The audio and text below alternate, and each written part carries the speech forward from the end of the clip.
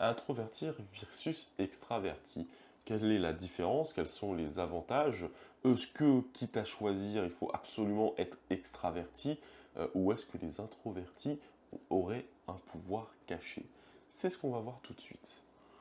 Donc, si toi, devant ton écran, je te pose la question, est-ce que tu préférais être extraverti ou être introverti, il y a de grandes chances que tu choisisses être extraverti, car ce sont ceux qui sont le plus sociables, ceux qui ont toujours la meilleure réputation, et on souhaite tous un peu être comme un extraverti.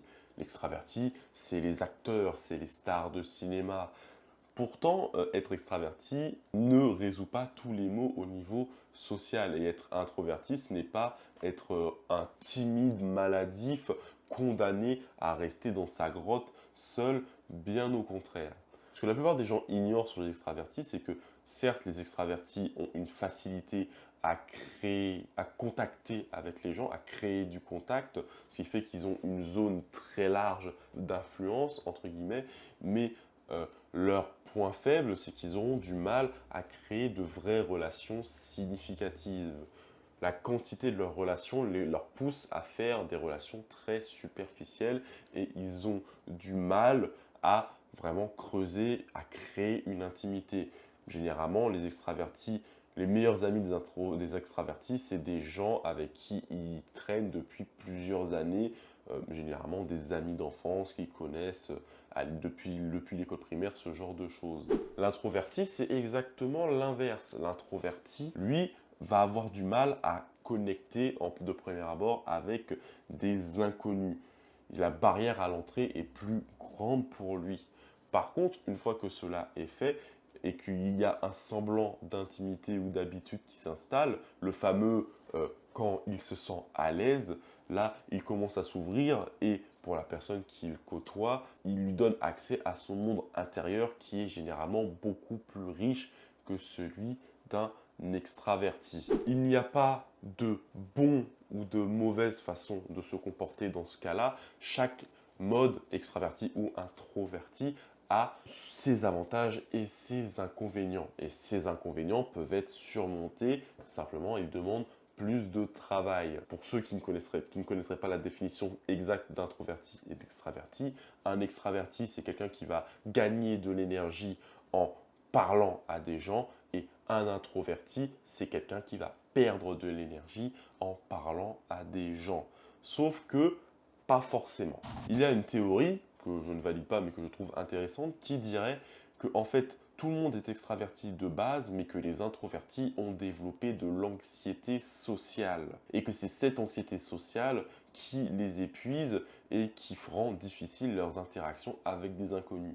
Et ça explique aussi pourquoi quand un introverti est avec une seule personne qu'il connaît très bien, il peut potentiellement parler avec lui toute la nuit sans se sentir épuisé. Et c'est un message d'espoir parce que beaucoup d'introvertis se disent introvertis, se pensent introvertis parce qu'ils ignorent simplement tous les moments où ils ont bien conversé avec un ami et qu'il n'y avait pas de problème. Naturellement, on ne retient que les moments où on est fatigué, que les moments où on a souffert de nos interactions, mais il est beaucoup plus difficile de garder à l'esprit les moments qui se sont globalement bien passés. Donc toi qui regardes, peut-être que tu es introverti, mais cette introversion ne t'empêche pas de créer des relations de qualité, hein. Les introvertis, quand ils arrivent à sortir un peu de leur coquille, créent des relations qui leur conviennent parfaitement. Juste, généralement, ils se contentent d'une ou deux.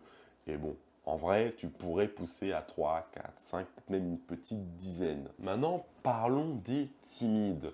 On confond souvent les introvertis et les timides parce que ben, les deux sont des gens qui ont une tendance à s'isoler. Or, un timide, c'est un autre, on va dire, un autre pattern psychologique que l'introverti.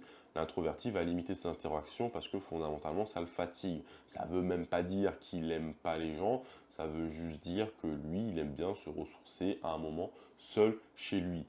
Et à un certain niveau, tout le monde a besoin de ça, même des extravertis. Les timides, c'est autre chose. Les timides sont souvent des overthinkers avec une grosse insécurité au niveau du regard des autres. C'est des gens en fait qui sont paralysés à l'idée d'être mal vu.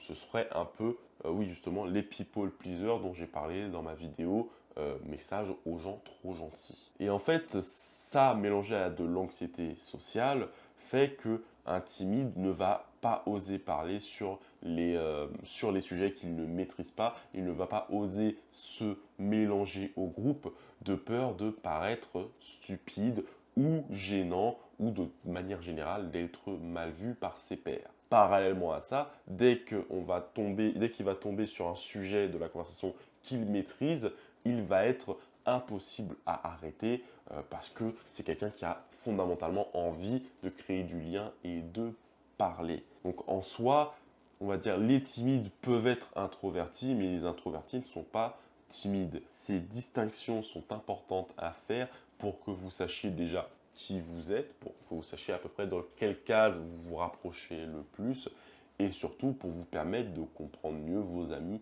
introvertis, extravertis et timides. Si vous êtes un introverti qui a besoin d'aide pour obtenir des skills, des compétences sociales, n'hésitez pas à me contacter par mail ou via Instagram, je serai ravi de vous aider. Si vous êtes au contraire un extraverti qui a du mal à connecter, pareil, en tant que thérapeute, je suis apte à vous aider. Je vous fais des bisous et à bientôt.